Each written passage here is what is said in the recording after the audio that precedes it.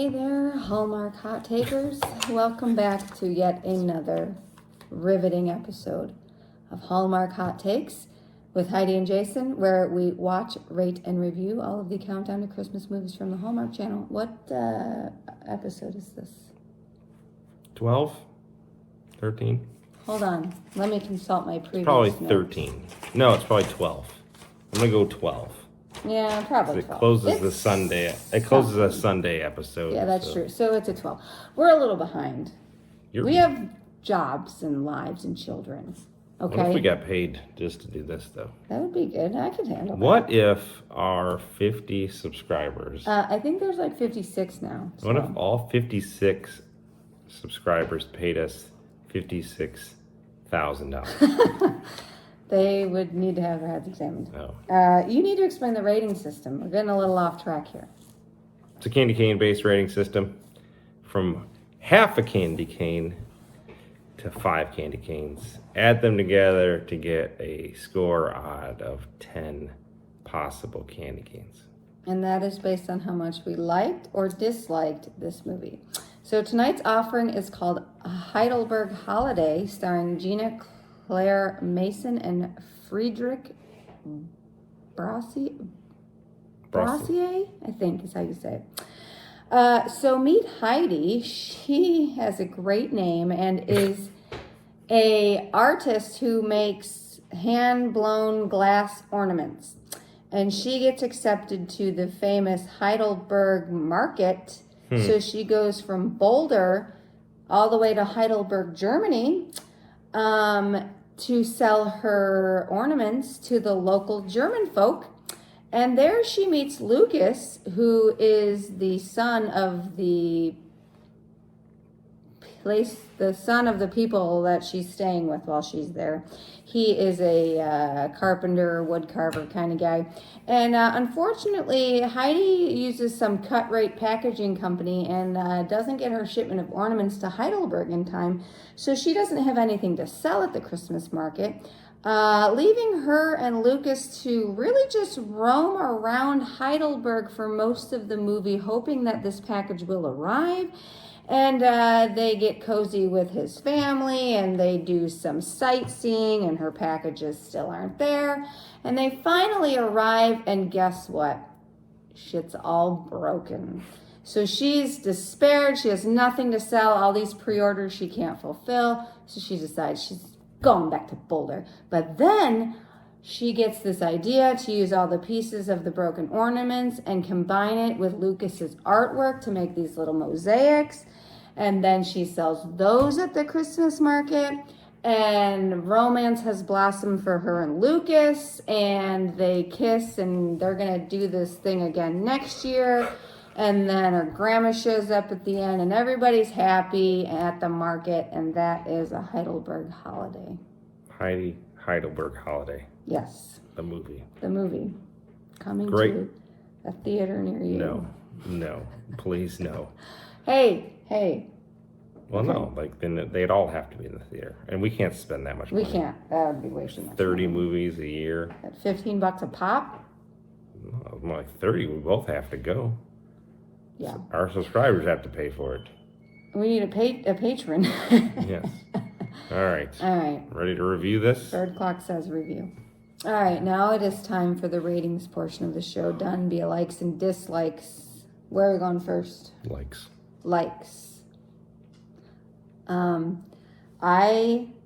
Obviously I liked that her name was Heidi. It's amazing. It's a great name. It's okay. I like that they mention Advent in this movie. Yep. And they prayed. Yep. And they went to church. Yes. So I kind of like that. Now, they didn't specifically mention Jesus, but at the church, when they were looking for doing her grandma's list, they found this painting that was in her family of Mary and Joseph and Jesus, and I thought that was great. I had Advent wreath. I like that. I love the German post office guy. Yes. She kept coming back to find out if her packages were there, and he was actually pretty funny, I thought. I thought that they were cute as a couple. Yeah. Like, I thought they had a good little romance going on. I liked the romance part. Okay. And I don't know. What else did you like? What's his name? St. Nicholas's friend. The Belschnickel? Yeah, the Belschnickel. This is the second Belschnickel mention we've had. Any kind of Belschnickel. They had somebody dressed up as him, too, at one point. Love it. Yeah. The ornaments broke. You saw that coming a mile away. You did see that coming a mile away. The ornaments were very nice, though. I did like the ornaments. And that was it. That was it. I like that they got her a Christmas tree. So in Germany, apparently they don't decorate the Christmas tree until Christmas Eve. Right. You know, us Americans do a little earlier. So they got her a Christmas tree early to celebrate her tradition. And I did like that they kind of like sort of shared traditions back and forth between the Americans and the Germans, which I thought The family was nice. And it was very nice to like see the sights of Heidelberg that they kind of took Yes. you on a tour. So those were my likes. What were your dislikes?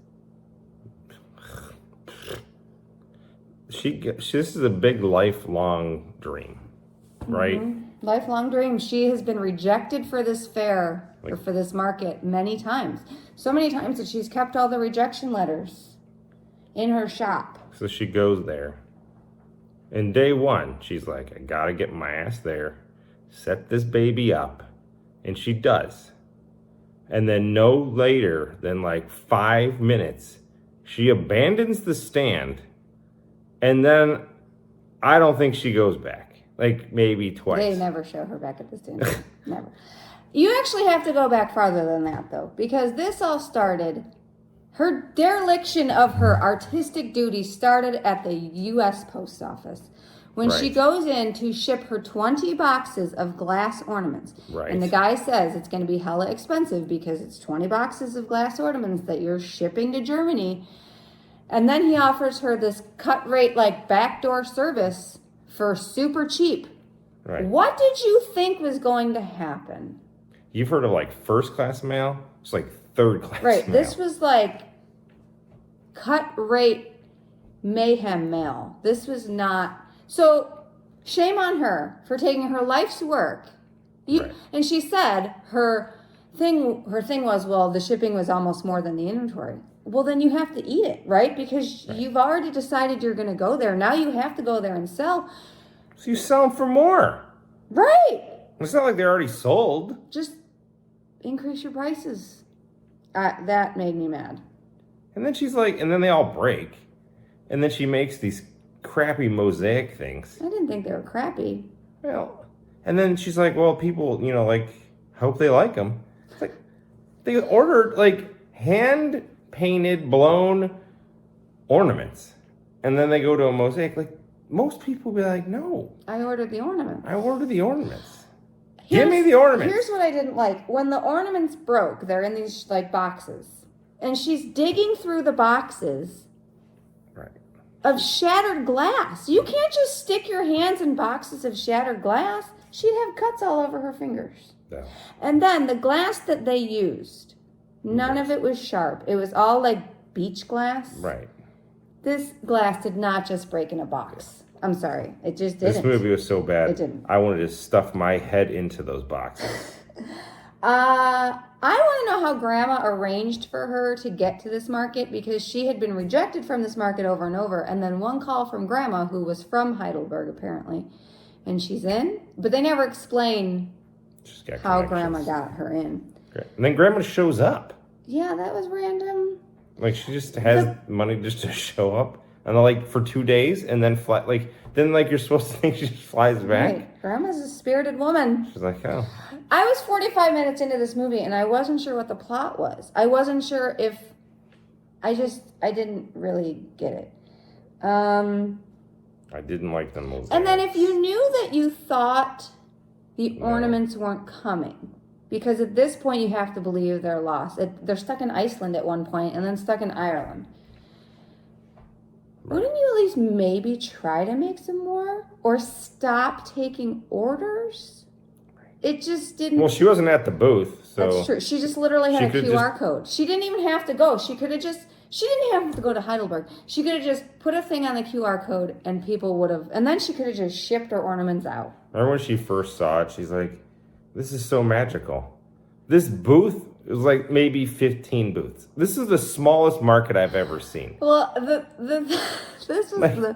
Lucas agrees to take her to the market on their first day because he says the market can be kind of confusing. And they show an overhead of the whole market. It's literally maybe 30 stalls. It's not a confusing market. No. It's not. It's not confusing. This is nothing like the other market we saw. No, it was weird. And the part in the beginning where she gets out of the taxi at the wrong place and then has to walk to the house. Right. She had just been at the market because she stopped to look at it. And then you come to find out that the house she stayed at is literally like a block away from the market. So the whole distance thing didn't really make any sense either. It was dumb. No. She's never at the booth. Never at the booth.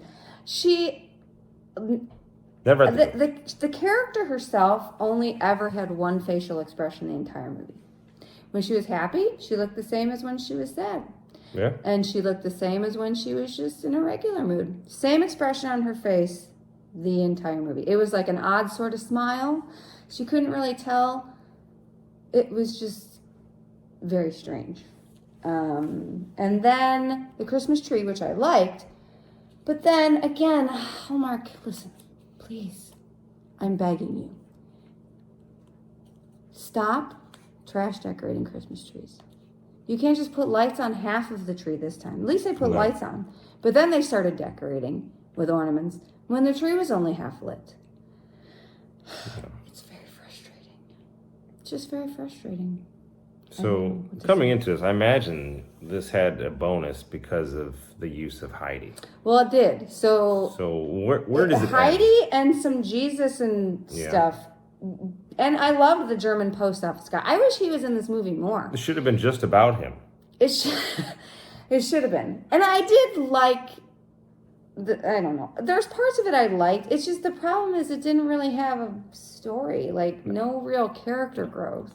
No. So it already started at a 1 for me because of Heidi. And I'm going to give it a little bit of a boost because of some of the Jesus-y, churchy stuff because I like that, and I also will give it a boost because I honestly did think that their relationship was kind of cute, and I really did like Lucas. He was a bright spot in this movie, and it's not that I didn't like Heidi; it's just she was kind of meh.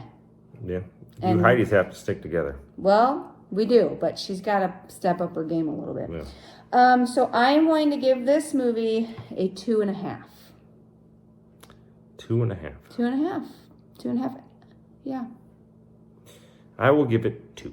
2. A 4.5. That's not so bad. It's a middle of the road movie. Again, it was just. There wasn't enough to hate it. No. Well, that's the thing, because there wasn't enough to hate it. It was okay. It was just. Yeah. It's just. Sort of like, Yeah.